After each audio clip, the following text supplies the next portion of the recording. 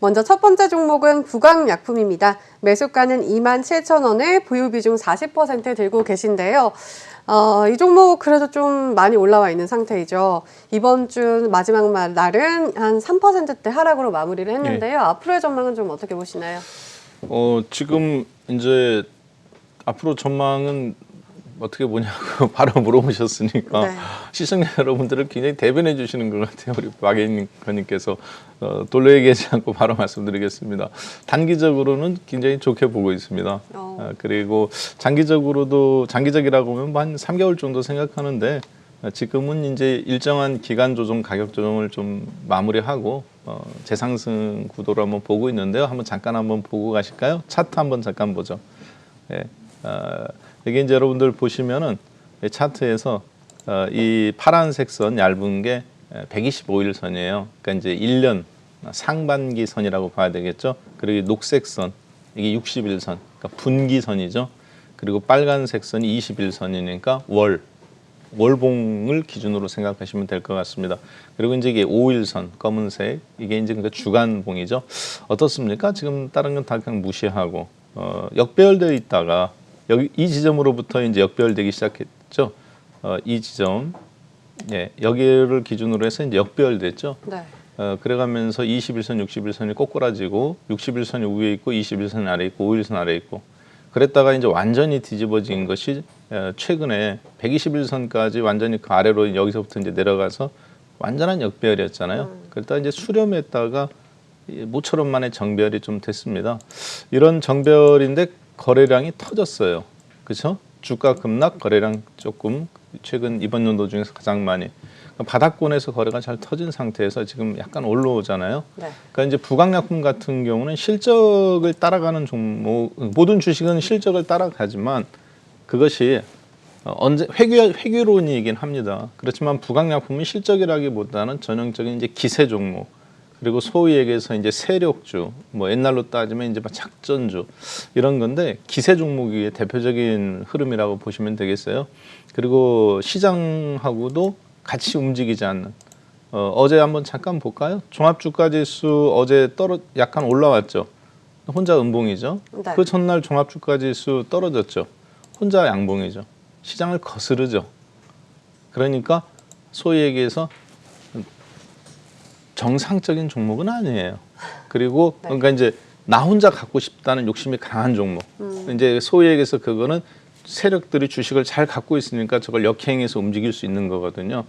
그러면 이런 경우 종목이 악재가 터져 나가면서 바닥에서 거래량 터지고 그리고 정배열을 이렇게 이렇게 만든 경우는 부정적으로 보실 필요는 없습니다. 그러니까 뉴스나 이런 거를 너무 따라가시면 안 돼. 이런 때는. 왜냐 이런 종목은 항상 또 좋은 뉴스 터트려 놓고 또 주가가 빠지는 경우가 또 많거든요. 그래서 그럴 때 같은 경우는 여러분들이 이런 주식은 오히려 좀 무조건 역행하라는 게 아니라 주가가 단기로 급등 나오고 좋은 얘기 나왔는데 못 올라간다. 그러면 음봉 나온다. 그러면 좀 이상하게 생각하셔야 됩니다. 반면에 악재가 나왔으니까 주가가 폭락 나왔겠죠. 저점 깨고. 그리고 거래량 대량 터졌겠죠. 그런데 거꾸로 그 잡아먹고 지금 양봉이잖아요. 이런 경우에는 주식을 오히려 조금 더 힘을 내서 힘드시더라도 좀 매수하셔야 돼요. 근데 지금 비중이 40%고 27,000원이에요. 27,000원까지는 가능성은 저는 충분히 있다고 봅니다. 왜냐하면 이번에 근데 문제는 뭐냐면 딱 좋을 때 물리셨어요. 애매모호하죠. 여기서 반등과 상승이 아주 경계선상. 더군다나 호재 뉴스 나올 때 아마 저기 하셨을 것 같은데 40%면 일단은 매매도 그렇고 투자도 그렇고 실패한 걸 인정하셔야 됩니다. 더 사시지 못했다는 얘기거든요. 사실을 떨어졌을 때 더 사야 되거든요.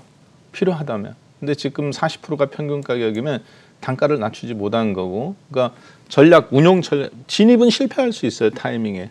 그런데 아주 안 좋은 케이스. 이번 연도 거의 최고점에 물리셨고, 그 다음에 진입을 했더라도 너무 빨리 진입했던가, 그럼 운용 전략도 실패하신 겁니다. 기다리는 기간이 지금 6개월 이상 기다리셨잖아요. 네. 근데 운용 전략도 실패한 거예요. 그러면 이 종목을 또 장기 투자로 보시는 것도 아닌 것 같고, 왜냐면 비중을 이렇게 세게 실은 걸 보니까 그런 경우에는 일단은 다시 가급적 이런 종목에는 엮이지 않는 게 좋습니다. 저는 지금 보니까 이제 주식을 할 수 있는 실력이나 이런 부분에서는 정상적인 종목을 하는 게 맞다고 보여지고요. 너무 막 누가 무슨 좋은 얘기한다 주식 믿지 마십시오. 근데 급등 나왔을 때 믿지 마세요. 그리고 제가 이걸 부강약품 이런 얘기 하냐면 꼭 부강약품뿐이겠습니까? 다른 종목 대부분 이렇게 하시는 분들이 많으시죠. 네. 그렇기 때문에 그런 뉴스나 이런 거를 듣지 말라는 얘기가 아니라 걸릴 줄 아는 필터링이 중요한데 지금 보니까 딱 걸리신 거예요. 시장에서 이제 전문 용어로 우리가 이제 부르는 용어가 있는데 이제 총알바지라고 그럽니다. 총알바지. 예. 왜냐하면 이제 단기적으로 내가 팔아먹어야 될 때 그때 이제 뉴스나 호재를 터뜨리고 소문을 쫙 퍼뜨리거든요. 네이버 같은 알바생을 뿌려서. 네. 그래서 사람들은 사요. 자기들이 또 이제 아래에서 또 사줍니다. 원래 이게. 또 뉴스를 보고 많이 사시잖아요. 그렇죠. 그리고 그때 뉴스 탁 터뜨리고 사람들 쫙 들어올 때 이제 터뜨리고. 근데 그게 패턴인데 제가 이 시장에서 지금 25년째 있는데 25년 전이나 지금이나 바뀐 게 없어요. 똑같습니다. 왜 그럴까요? 모르겠어요. 네. 25년 전에도 루이비통이 명품이었어요. 샤넬이 25년째도 명품이었고 네. 벤츠가 좋은 차량이었습니다. 사람의 마음은 안 바뀌는 거죠. 그렇기 때문에 주식에 대한 접근하는 방식은 바뀌지 않아요. 똑같습니다. 네. 그래서 부탁드리고 싶은 거는 이번에 27,000원 돌파 살짝 나오면 또 좋은 얘기 나올 수 있어요. 물론 갖고 갈 수도 있지만 일정 부분은 좀 빠져나오시고 보유하더라도 한 15%, 10% 정도만 견뎌보시는 게 어떨까 싶습니다. 네, 반등 시 매도입니다. 네, 알겠습니다. 그래도 첫 종목부터 조금 긍정적인 분석을 해주셨는데요. 시장과는 무관한 종목이다. 단기적으로 매수가 회복까지도 가능하다. 이렇게 말씀을 해주셨습니다. 자, 두 번째 종목도 살펴보도록 할게요. 한진칼입니다. 매수가는 61,000원이고요. 비중은 5% 들고 계십니다. 이 종목 코로나에 대해서 영향을 많이 받았었는데 그래도 많이 올라왔잖아요. 앞으로는 어떻게 보시나요? 한진칼과 이제 대한항공이라든가 혹은 이제 아시아나항공하고 연결을 안 할 수는 없어요. 그런데 이제 문제는 뭐냐면 한진칼이 아시아나항공이나 대한항공의 주주이긴 한데 주요 한진칼이 대한항공을 지배하고 있고 대한항공은 이제 한진칼을 그 아시아나를 지배하는 산업은행 주식을 통해서 이런 순환 출자 구조지 않습니까? 문제는 그레이스 홀딩스와 한진칼은 이 한진칼을 장악하면 대한항공 그룹과 인하대학교부터 해서 정석재단 다 장악하는 건데 네. 그래서 한진칼이 지분 경쟁이 붙어든 주식인데 그 부분에 산업은행이 중간에 끼어들어가면서 박빙의 승부 한 대주주하고 한 3% 정도의 주주 차이 이 정도에서 지금 이제 판이 뒤집어진 거고 조원태 회장님 기존의 대한항공 조 회장님 라인이 이제 경영권을 방어할 수 있는 체제가 됐습니다. 한진칼이 이거를 다시 뒤집기는 참 어려운 구조예요. 그래서 이미 그때는 승부 싸움이 결정이 된 겁니다. 그래서 지금 한진칼의 반등이라든가 이런 거는 만에 하나 내년도 대통령 선거에서 정권이 바뀌면 네. 그때는 산업은행장은 어찌됐든 대통령 그 기획재정부라든가 우리나라 이제 우리은행, 산업은행, IBK은행은 정부 산하기관에서 임명할 수 있거든요. 네. 그러면 산업은행장이 바뀌시면 네. 그때 산업은행에서 정책이 바뀔 수도 있습니다. 근데 그것조차도 좀 쉽지 않은 게 즉 무슨 얘기냐면 산업은행에서 아시아나항공 유상증자 투자한 거를 한진칼 손을 들어줄 수도 있다는 얘기죠. 그렇지만 대한항공하고 이미 계약을 했을 때 정권이 바뀌어도 그런 것에 대한 어떤 계약 조건들이 있을 겁니다. 그러면 한진칼이 다시 그 부분에서 이 그레이스 홀딩스가 한진칼을 놓고 조원태 회장님하고 다시 적대적 M&A를 할 수 있는 여건은 사실 물 건너갔다고 봐야 되겠죠. 그리고 이 주식은 왜 지금 실적으로 보시면 안 되냐면 어제 미국장에서 가장 많이 빠진 종목들을 한번 잠깐 보시면은 이제 보잉사라든가 뭐 잠깐 한번 볼까요? 항공주들. 항공주들이 어제 많이 빠졌죠. 어제 보잉사 주식입니다. 별로 그렇게 썩 좋은 패턴은 아니죠. 여러분들 보시기에도 음봉으로 밀고 나오고 이게 이제 다시 뭐 아래로 곤두박질 칠 수 있는 물론 대한항공이 보잉이라든가 이런 거하고는 좀 다르게 화물 쪽에서 지금 가장 전 세계에서 유일하게 항공 전체 흑자를 2년 연속 내고 있는 회사인데 네. 그렇다 하더라도 한진칼의 이미 역량은 저는 다 됐다라고 좀 보여져요. 그래서 한진칼은 약간 복골복 종목이다. 지금 이슈 적대적 M&A 이슈 그리고 대한항공이라든가 이런 아시아나항공이 좀 살아는 나더라도 그것이 한진칼의 지주사니까 영향을 받을 거다. 이런 기대감은 조금 당장은 버리시는 게 좀 좋을 것 같고요. 네. 6만 1,000원에 사셨는데 수익률이 좀 나셨네요. 그렇죠? 타이밍을 좀 놓치신 것 같은데 저는 개인적으로는 지금은 좀 매도 전략입니다. 알겠습니다. 네, 매도입니다. 한진칼 역시 매도 전략 제시를 해주셨으니까요. 참고하셔서 대응해 보시면 좋을 것 같습니다. 저희 세 번째 종목도 바로 살펴보도록 할게요. 네, 고바이오 랩입니다. 매수가는 58,700원이고요. 보유 비중은 20% 들고 계십니다.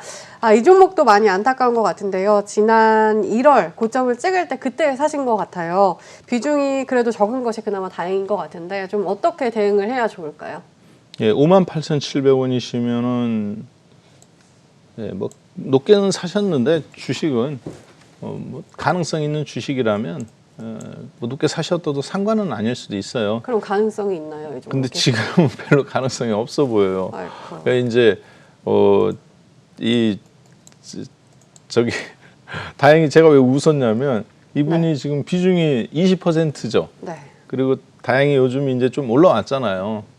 시장 반등에 힘입어서 올라왔고 조금 더 그런 반등이 좀 이어질 가능성은 있어 보입니다. 근데 문제는 지금 시간도 꽤 오래 되셨네요. 그렇죠? 네, 오래 되셨고 한번 실적 한번 잠깐 볼까요?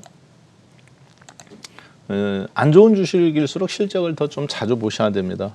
왜냐하면 그거 말고는 이런 회사들이 뭐 믿을 만한 게 사실은 없잖아요. 네. 그렇죠? 네. 근데 이게 그렇기 또 때문에 바이오 종목이니까 예, 맞습니다. 실적이 잘 나올지 그게 네. 의문인데요. 이 보시면 한번 네. 요거 한번 잠깐 화면 한번 잠깐 볼게요. 매출액이 2019년도 글씨가 좀 작더라도 제가 그냥 말로 그냥 할게요. 2019년도에 6억, 영업이익은 마이너스 74억 적자. 작년도에는 매출액이 46억, 영업이익 123억 적자, 당기순이익 551억 적자. 보통 이제 영업이익이 100억 이득이면 거기서 이제 세금 내고 그 다음에 로얄티 줄 거 받을 거 받고 혹은 그리고 이제 은행권에 이자 낼 거 내고 영업이익에서 세금과 이자 내는 거, 요 금융 계산을 끝내고 나면서 남는 게 당기순이익이거든요. 이 당기순이익에서 일정 비율만큼 배당을 할 수 있는 거고 주식은 보통 그 배당 성향에 의해서 정상적인 가치주는 분석이 됩니다.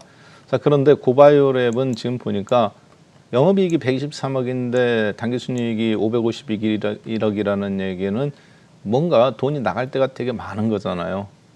세금 문제뿐만 아니라 어떤 비용들, 이자 비용이라든가 이런 비용들이 상당한 어떤 부담이라든가 이런 것들을 갖고 있다고도 볼 수 있는데 부채 비중이 다행히 889억에서 이번에 마이너스 31억으로 확 줄었어요. 한 850억 정도를 갚았네요. 문제는 매출액이 이번 지금 1, 4분기에도 7억밖에 나지 않았고 계속 적자는 이어가고 있고 시가총액은 5,600억이고 그럼 어디서 로얄티라도 받거나 이런 게 있으면 괜찮은데 지금 아직까지는 그런 게 좀 임팩트 있게 나오지는 않는 것 같습니다. 그리고 임상 지금 이제 2상까지 왔는데 임상 2상 같은 경우는 이제 흔히 임상 2상이 뭐 대단한 거라고 생각하시지만요. 임상 2상까지는 그렇게 돈이 들어가지 않습니다. 거의 대부분의 돈이 이제 임상 3상에서 그렇게 들어가고 이 정도 시가총액이라면 고바이오랩이 이 지금 한번 제가 잠깐 보겠습니다만 임상 여기 나왔네요. 6월 10날 락토바실 플러스 플란티넘 케이스 뭐 균주 및 그 용도 해갖고 이런 어떤 기대감들 신경계 질환 치료 및 물질 연구 개발 이런 것들이 나오는데 이게 시간이 2, 3년 정도 걸릴 수도 있고 많으면 5년 걸릴 수도 있어요. 이제 임상이니까. 그러면 이 주식이 과연 이거 갖고 계신 분한테 그 기대감을 한번 도달할 수 있느냐. 낙폭과대로서는 매력이 있지만 여기까지 다시 한번 가기에는 상당한 부담감이 저는 있다라고 보여져요. 그럼 어떻게 해야 돼요? 일단은 지금은 좀 정리를 한번 하셔야 되는 게 맞고요. 네. 그리고 이제 바이오주 이런 적자가 너무 큰 매출액이 없는데 이런 주식 같은 경우는 사실 되면 대박이잖아요. 되면 대박인데 안 되면 그러니까 확률이 굉장히 높은 로또를 갖고 계시다고 보시면 됩니다.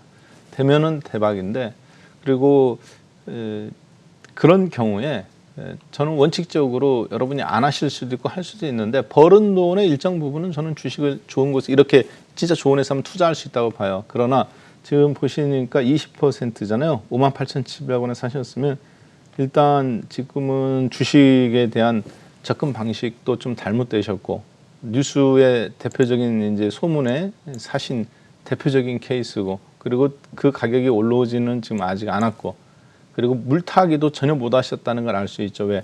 최고 높은 가격인데 물타기를 했으면 이런 데서 물타기하는 건 물타기가 아니니까 네. 여기서 했든 어쨌든 단가가 그럼 5만 원 아래로 내려왔을 건데 그것도 아니세요. 근데 아까 조금 더 반등이 이어진다고 하셨잖아요. 예, 지금 지금이라도 분위기로 물타기를- 봐서는 거래량이 올라가면서 주가도 좀 올라오잖아요. 그리고 요즘 바이오주들도 다시 이제 조금씩 올라오는 분위기라 그런 거지 그 이상도 그 이하도 좀 아닌 것 같습니다. 일단 저는 깔끔하게 투자 실패를 인정하고 지금은 손절하는 게 맞다고 보여져요. 그리고 가능성 있는 대로 다시 한번 판을 짜보시죠.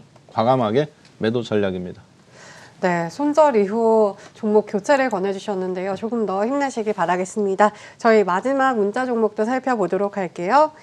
네, 인제 컨트롤스입니다. 매수가는 21,880원이고요. 비중은 30% 들고 계십니다. 이 종목 올 초에 정말 강하게 올라왔던 종목인데요. 하지만 이분 역시 고점일 때 사셔서 굉장히 답답하실 것 같아요. 지금은 부진한 흐름을 보이고 있는데 이 종목은 어떻게 보시나요? 뭐 인지 컨트롤스는 다행히 이 회사 내용이 지금 엔지니어링 플라스틱 부품 이게 이제 엊그저께 코름 플라스틱도 이제 뭐 신고점 폭등돼서 상한가를 한번 찍고 그리고 최근에 이제 효성그룹주라든가 이런 주식들이 많이 좀 올라왔습니다만 그 배경의 이면에는 사실 전기 자동차 및 수소 자동차, 그러니까 친환경 자동차에 대한 차량용 경량화 작업이 필요하거든요. 왜냐하면 디젤 엔진이라든가 아니면 휘발유가 주는 폭발적인 힘으로 움직이는 게 아니라 말 그대로 전기 모터예요. 그렇기 때문에 이 힘이 갖는 가변성, 예를 들어서 뭐 경유차 같은 경우는 에어컨을 키나 안 키나 똑같은 2000cc도 별로 딸릴 게 없잖아요.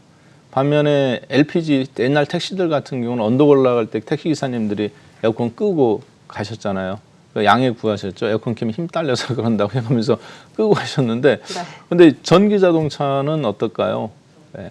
에어컨이라든가 히터 이런 거에 굉장히 민감합니다. 왜냐하면 전기가 출력할 수 있는 힘이라는 게 경유나 이런 것처럼 가변성이 크지 않아요.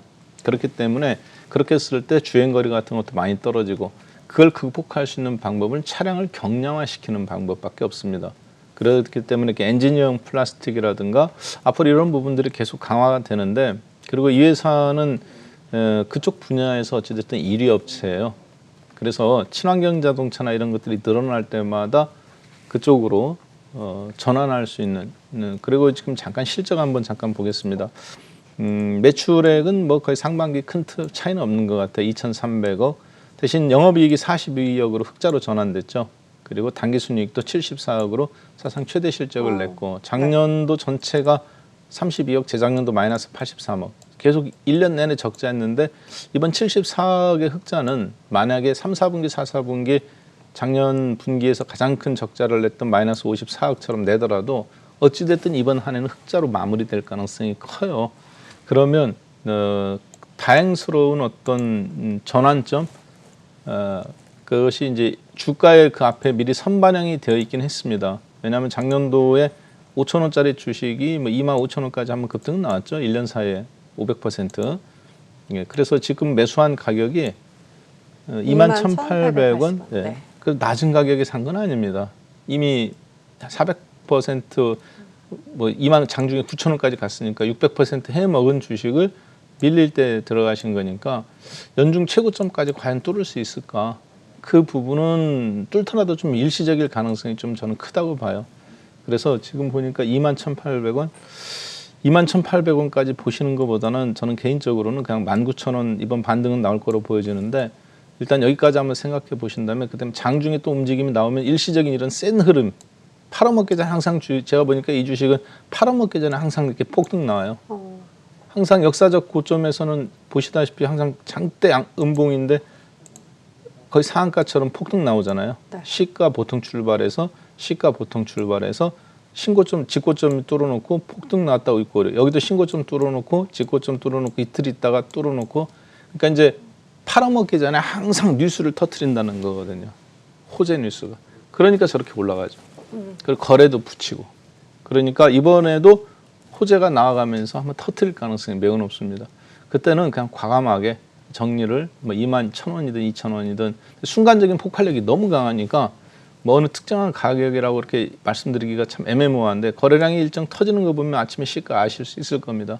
그때 한번 빠져나오셔야 돼요. 18,000원이든 17,000원이든 뉴스 터트려가면서 순간 급등 나올 때는 빠져나오셔야 된다. 반등 끝이다. 그렇게 보셔야 될 것 같습니다. 일단 단기적인 것도 그렇고 반등은 좀 나올 걸로 보여지는데 워낙 이 레인지가 크죠. 이 변동이. 그렇기 때문에 일단 그 뉴스를 어떻게 터뜨릴지는 모르겠습니다. 이번에도 비슷할 것 같습니다. 그 패턴에서 전혀 벗어나지 않은 종목이에요. 그래서 기술적으로 그렇게 보시고 호재 뉴스 터뜨려가면서 급등 나왔을 때 보통 한 15%는 오르는 것 같은데 그때 한번 좀 빠져나오시죠. 네, 매도 전략입니다. 네, 그래도 다행히도 반등이 나올 것이다 말씀해 주시면서 순간적인 반등 시 과감하게 정리를 해보자 이렇게 말씀을 해주셨습니다. 이렇게 문자로 들어온 종목들 확인을 해봤는데요. 매주 주말 아침 여러분의 든든한 파트너 국고처 오브 여러분의 참여로 이루어집니다. 다시 한번 참여 방법 안내해 드리겠습니다. 네, 국고처 5부와 함께하고 계십니다. 국고처 5부는 시청자 여러분과 함께 만들어 가는데요. 방송에 참여하실 수 있는 방법 다시 한번 안내해 드리겠습니다. 전화, 문자 두 가지 방법으로 참여하실 수 있는데요. 전화 상담은 02-6676-0135번, 문자 상담은 샵 8181번으로 신청하실 수 있습니다.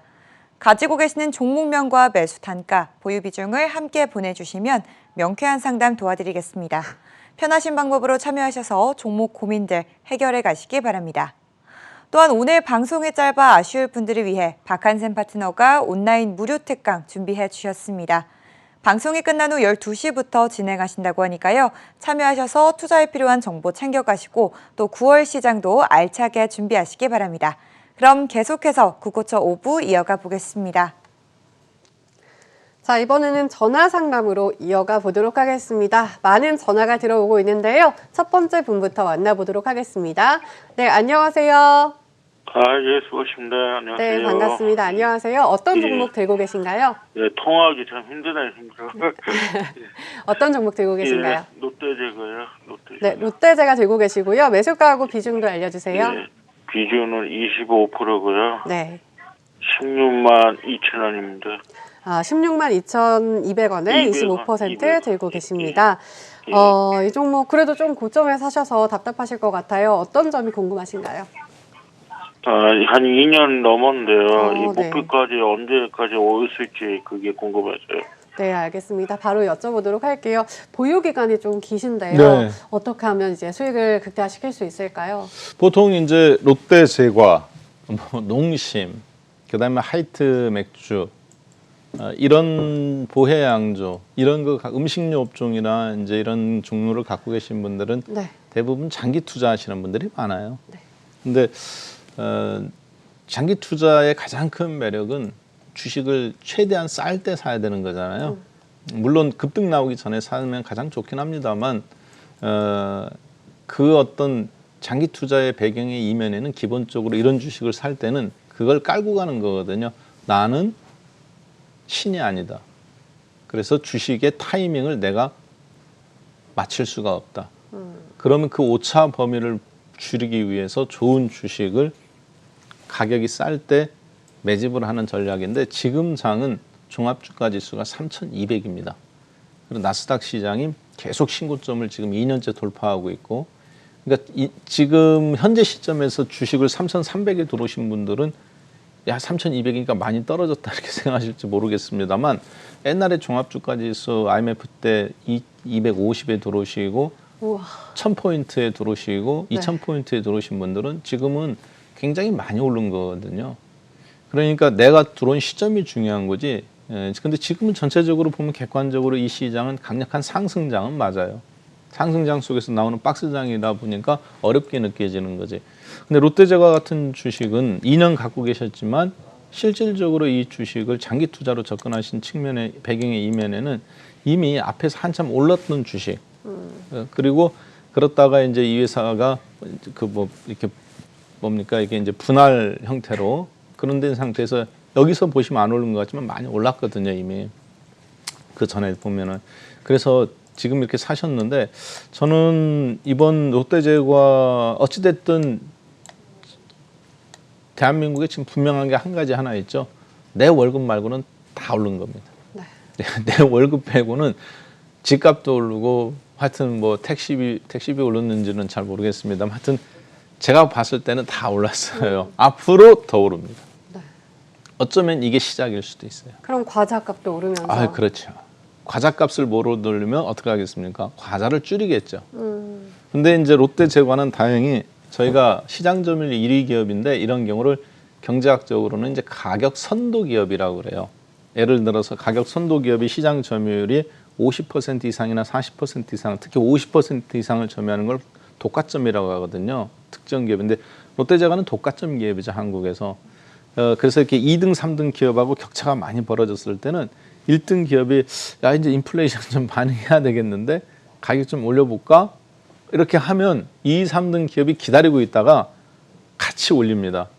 이게 만약에 그런데 이렇게 사전에 둘이 만나서 영업부장들끼리나 혹은 재무담당이사나 누가 야 우리 가격값 올릴 건데 너희도 같이 올리자. 이거는 범죄입니다. 당연하죠. 이거는 왠지 사전 모의에서 네. 독과점을 점유하는데 가격을 인상하는 거니까. 공정거래위원회가 있는 게 이제 이런 것들이 감사 감리나. 그런데 그러니까 암묵적으로 이루어져요. 선도 기업이 딱 올리면 그런 제스처를 취하면 2, 3등 기업은 합의는 않았지만 암묵적인 동의를 하는 거거든요. 따라서 이제. 그렇죠. 그럼 거군요. 본인들도 나도 올린다 이렇게 하면 안 되니까 저희도 뭐 원가 인상을 감당할 수 없다. 구조조정을 하겠다. 이런 식으로 하겠죠. 그러면 직원들 노조는 반발하겠죠. 그러면 노동부라든가 정부에서는 지금 사람 자르면 돈 줘야 되잖아요. 그러면 어떻게 하면 너희들 할 수 있겠냐 그러면 적어도 과자값을 10% 라면값 올려줘야 됩니다.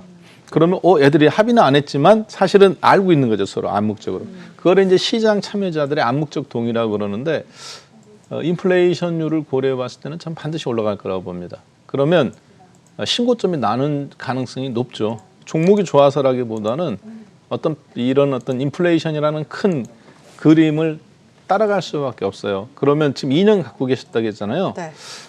지금 보니까 20%, 25%, 15% 정도를 좀 더 사시는 게 저는 맞다고 봅니다. 그러니까 예를 들어서 내가 공격적으로 주식을 하지 않는 스타일이다. 어떤 막 급등급락주를. 그러면 지금 5%라도 더 사셔야 돼요. 이 시점에서는. 그래서 큰 주식으로 욕심을 갖고 있지 않는 분들이 이런 거 사는 거거든요. 그럼 지금은 좀 사셔야 될 때라고 보여집니다. 추가 매수 말씀드립니다. 네. 네, 알겠습니다. 롯데제가 인플레이션과 함께 신고점이 나올 가능성이 높다. 추가 매수를 권해주셨습니다. 자, 다음 전화도 연결을 해보도록 하겠습니다. 안녕하세요. 네, 안녕하세요. 네, 반갑습니다. 어떤 종목 네, 때문에 반갑습니다. 전화 주셨나요? 네, 종목 상담하려고 전화했어요. 네, 어떤 종목 들고 계신가요? SK 이노베이션이요. 네, 매수가하고 비중도 알려주시겠어요? 12%에 네. 27만 5천 원 최고 비쌀 때 샀거든요. 아이고, 이 SK 이노베이션 27만 5천 원 12%에 사셨다고 했습니다. 네, 너무 그거 답답하실 것 같아요. 그래갖고 네. 그게 배터리가 빠져나가고 나서 계속 내렸어요. 그게 가장 궁금하시죠? 다시 회복을 할 네네. 수 있을지. 네네. 그리고 바로 언제쯤 여쭤보도록 팔아야 하겠습니다. 되는 건지, 네, 알겠습니다. 바로 장기 여쭤보도록 보유를 할게요. 할 수 있는지 좀 부탁드립니다. 네, 알겠습니다. 너무 고점에 사셔서 답답함이 크신 것 같아요. 좀 어떻게 대응을 해야 좋을까요? SK 이노베이션이 사실 비싼 주식은 아니에요 지금. 왜냐하면 여러분들도 아시겠습니다만 SK 이노베이션하고 삼성 SDI하고 시장 점유율이 몇 %나 차이 날까요? 네. 차이가 하나도 없습니다. 똑같이 7%예요. 시장 점유율이. 네. 그리고 이제 뭐 기술적인 차이가 크게 있느냐 봤을 때 사실 크게 없습니다. 어쩌면 SK 이노베이션이 삼성 SDI보다 더 좋은 형태일 수도 있습니다. 그런 기사도 있더라고요. 왜냐하면, 삼성 SDI를 따돌리고 탑5에 들었다, 점유율. 예, 이제 삼성 SDI는 그런데 이제 스마트폰에 들어가잖아요. 원래 삼성 SDI는 원래 IT 회사입니다. 브라운관 만들던 회사죠. 네. 근데 브라운관 만들다가 망했죠. 그러니까 그다음 뭐를 해요? PDP 만듭니다. 그다음 그것도 망했죠. 그래서 또 뭐 합니까? LED 만들죠. LED 만들다 또 망했죠. 그래서 계속 적자죠, 회사가. 결국은 지금 LG 디스플레이처럼 LG의 디스플레이 파트가 있었던 것처럼 그래서 한때 뭐 상장 폐지론도 얘기 나왔었던 게 삼성 SDI예요. 근데 이제 먹고는 살아야 되니까 이 회사가 스마트폰에 배터리가 들어가는 걸 만드는 거예요. 그런데 그 배터리를 2,000개를 모으면 그게 테슬라에 들어가는 전기 자동차입니다. 뭐 별 차이는 없어요, 원리는. 그런데 삼성이 스마트폰 1등하니까 계속 밀어줬죠. 그리고 지금 이제 여기까지 왔는데 시가총액이 52조입니다. 어제부로 LG화학을 누르고 삼성 바이오로직스 바로 아래. 하이닉스가 77조니까 앞으로 하이닉스까지는 안 되겠습니다만 가능성이 몇 년 뒤에는 또 있거든요. 그러면 SK 이노베이션이 지금 시가총액 23조예요. 삼성 SDI하고 2차 전지가 뭐 실적 때문에 올라가는 건 아니잖아요. 성장 기대감이지. 그러면 차이 없는데 왜 30조 원이라는 시가총액 차이가 났을까요? SK 이노베이션에서는 회사를 분사시킨다. 2차 전지를. LG화학은 삼성 SDI하고 SK 이노베이션 합친 것보다 시장 점유율이 2배나 많은데도 불구하고 SDI보다 시가총액이 낮죠. 지금 SDI보다 떨어졌잖아요. 시가총액 1조 원. 회사 분사시키기 때문에 그렇거든요. 자, 그런데 여기에 약간 묘미가 있는 게 SK 이노베이션은 지금 이제 SK 그룹이 이번에 SK 파이낸스 스토리라는 회사를 SK하고 SK 머티리얼즈랑 합병을 하잖아요. 이 회사를 통해서 앞으로 새로운 SK를 만들겠다는 거거든요. 이게 이제 SK 주식을 갖고 있는 분들은 하이닉스, SK SK 그 바이오팜, 바이오사이언스는 아니죠. 저쪽이니까 신창훈 회장님 소유니까. 그리고 삼성 이노베이션, 그다음에 뭐 SK 아이 테크놀로지 이런 걸 갖고 계신 분들은 새겨 들으셔야 되는 게 SK 그룹은 한마디로 천도설. 서울 수도를 세종신도시로 청와대도 옮기고 국회도 옮기고 다 옮기는 것처럼 새롭게 만들겠다는 거예요. 최태원 회장님의 SK가 있지만 앞으로 SK 파이낸스 스토리라는 것을 만들어서 거기에다가 2차 전지 배터리부터 다 놓겠다는 건데 거기에 몸통이 SK 이노베이션이 될 가능성도 있기도 하고 없기도 합니다. 현재로서는. 저는 SK 이노베이션이 이대로 끝날 거라고 보지는 않아요. 그래서 장기적으로는 꽤 좋다고 보는데 지금은 회사가 분할한다니까 이제 매가리가 없지 않습니까? 뭐 사투리 써서 죄송합니다. 힘이 없죠. 네. 이제 보니까 아주 뭐 그냥 그런데 지금 이 상태에 있습니다만 SK 그룹이 그렇게 끝날 것 같지는 않습니다. 그리고 이제 2차 전지를 이걸 모태로 해서 분리막부터 해서 전체적인 소재까지 2차 전지 쪽으로 반도체는 그냥 어차피 2등이니까 놔두고 2차 전지로 전 세계 1등을 한번 해보겠다는 것이 최태원 회장님의 제가 보니까 꿈이거든요. 그럼 SK 이노베이션이 가능성이 있어요. 그렇기 때문에 한번 보유 한번 홀딩 한번 해보시죠. 그리고 심지어는 약간 주가 매수. 지금 보니까 12%인데 5%에서 8% 정도 한번 더 사보세요. 네, 추가 매수 말씀드리도록 하겠습니다. 알겠습니다. SK 이노베이션 이대로 끝날 것 같진 않다. 보유 의견 주셨고요. 거기다 추가해서 조금 더 비중을 좀 더 키워보자 이렇게 말씀을 해주셨습니다. 그대로 끝날 것 같지 않다는 이유는 아까 네. 얘기했다시피 SK와 SK 머티리얼즈 합병 그리고 그 아래 이제 투자 중간 지주사 형태로 정확한 명칭은 SK 파이낸스 스토리라는 회사입니다. 그 회사를 통해서 계열사에 140조 원의 시가총액을 만들려고 그래요. 그런데 이미 제가 봤을 때는 100조 원은 만들어 놨습니다. 2차 전지 파트하고 앞으로 상장할 거 하고. 그래서 그를 통해서 완전히 새로운 SK의 알짜배기만 다 집어넣는 거거든요. 그러면 왜 그럴까 보면 여기 사실 상속도 저는 진행되고 있는 과정이라고 보는데 그때 맞춰서 봤을 때 그걸 다 아우를 수 있는 회사는 사실 현재는 그러니까 몸통이 누군가 있어야 되는데 그 몸통 역할을 SK 이노베이션이 가장 적합할 거라고 보여져요. 그래서 2차 전지에 그쪽 넘어갈 때 기둥 역할을 가능성이 있으니까 한번 좀 더 소유해 보는 것이 그렇지만 그거는 제가 회사가 어떻게 결정될지는 모르니까 하지만 이걸 빼놓고는 이야기할 수 없다는 얘기입니다. 그럼 그때까지는 보유, 또 그때까지는 그때에서 더 올라간다. 기대감으로 더 올라갈 수도 있죠. 예. 그리고 왜 그러냐면 이 큰 정책을 한번 생각해 보셔야 됩니다. 2030년이 되면요, 대한민국에서 가장 큰 업종은 2차 전지 업종입니다.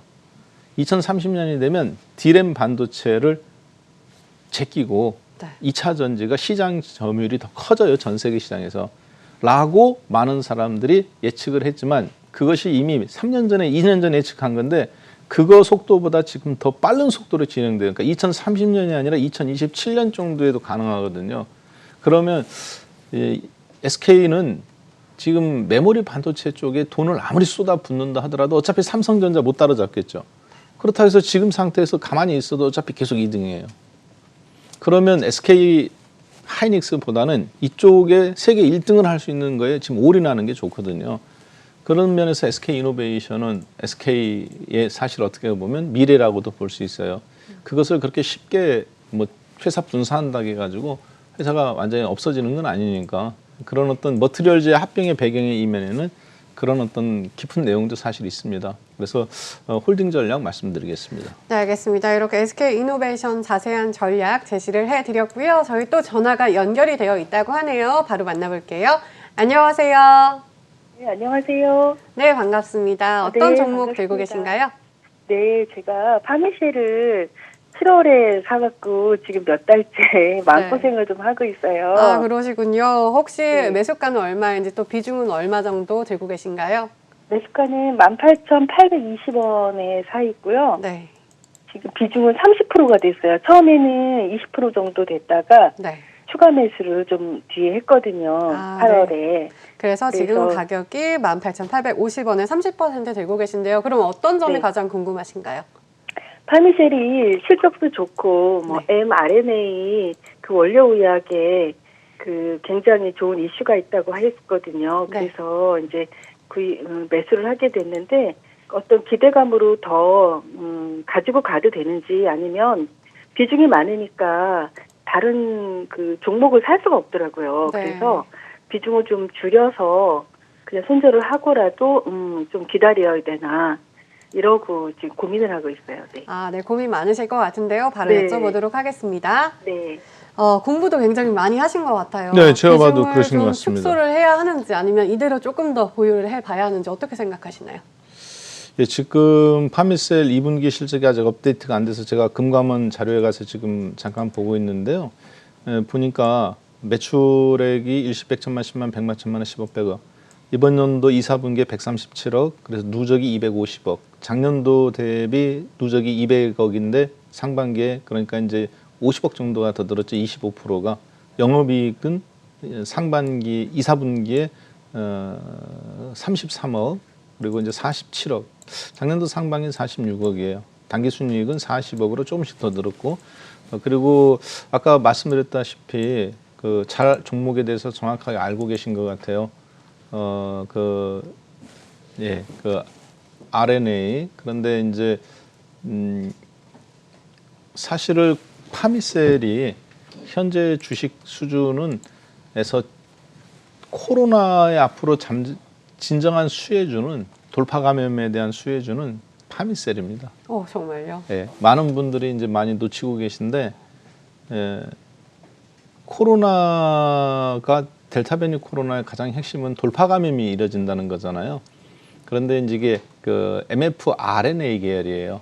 RNA 계열이라는 거는 DNA 백신하고 차이점이 뭐냐면 DNA 백신은 단백질이기 때문에 얀센처럼 한 번 맞으면 항체가 우리가 소위 해서 이제 불주사 맞는다고 어릴 때 호환 뭐죠? 홍역인가요? 이렇게 네, 동그랗게 홍역. 튀어나오는 예, 그거 이제 천연두 주사 맞으면 그거는 DNA 계열입니다. 한 번 맞으면 평생 가는 거예요. 파상풍이라든가 이런 것처럼. 근데 코로나는 워낙 급하게 만들다 보니까 RNA 방식입니다. DNA 방식이 아니라. 그래서 감염이 걸렸다 그러면 매년 독감 백신 맞아야 되는 것처럼 매년 맞잖아요. 독감 백신. 그런 것처럼 계속 맞아야 되는 거예요. 근데 문제는 뭐냐면 돌파 감염 덕분에 이거를 대량 생산해야 되는 뭔가 지금 CMO 같은 게 필요한데 인공 RNA를 만들어내는 방식이 필요한데 지금 이 회사가 그 회사입니다. 그래서 그런 부분들이 아직 알려지지는 않았는데 가장 앞으로 원재료에 대한 확보 경쟁이 시작된다면 파미셀 같은 회사는 다국적 기업들이나 이런 데서 서로 경쟁적으로 한번 적대적 M&A나 혹은 삼성 같은 데서 M&A를 해볼 수도 있는 회사거든요. 그만큼 원 특허가 있어요. 그래서 그런 부분들은 근데 이제 왜 지금 이 회원분이라네. 죄송합니다. 이분 상담하시는 분께서는 왜 그러냐면 안 올라가니까. 근데 뭐 저는 주식을 안 갖고 있으니까 객관적으로 말씀드릴게요. 한번 이럴 때 조금 추가 매수하는 것도 괜찮지 않을까 싶습니다. 네, 뭐 비중이 좀 높으시긴 하니까 네. 지금 한번 잘 버텨보시죠.